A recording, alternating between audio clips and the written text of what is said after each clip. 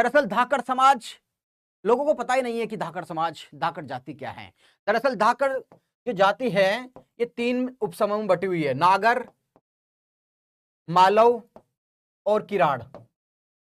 जो मालवा मध्य प्रदेश में चले गए उन्हें मालव कहा जाता है। जो नागरचाल जिसमें 108 गांव पड़ते हैं वो नागर कहलाए, और जो किराड़ जो मध्य प्रदेश में चले गए।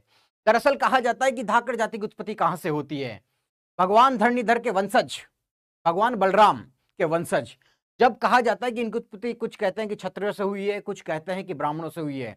जब क्षत्रियों ने राजभोग में लिप्त हो गए, राजलिप्सा में लिप्त हो गए और काम करना छोड़ दिया, तो वहां के कुछ क्षत्रिय लोगों ने संकल्प लिया कि हम लोग खेती करेंगे, किसानी करेंगे, ताकि इस राज्य को भूखा नहीं मरने देंगे। वही लोग खेती करने लगे, वही क्षत्रिय लोग और वही ब्राह्मण लोग जो धरा का खड़ करे, धरखड़, जिसे वही धाकड़ कहलाए।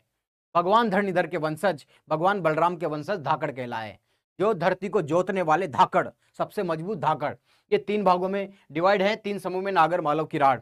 और राजस्थान के अंदर काफी अच्छी संख्या में ये लोग उपस्थित हैं, खासकर हाड़ौती के अंदर, जिसके अंदर कोटा, बूंदी, कोटा, बारा, झालावाड़ आता है। हाड़ौती साउथ राजस्थान के अंदर।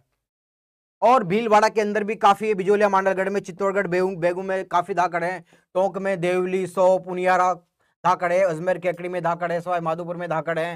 हिंडोन, बयाना, करौली में धाकड़ है। भरतपुर में धाकड़ है। इसी तरह उत्तर प्रदेश में आगरा के अंदर और मथुरा के अंदर धाकड़ है। और फिर इधर मध्य प्रदेश में धाकड़ है।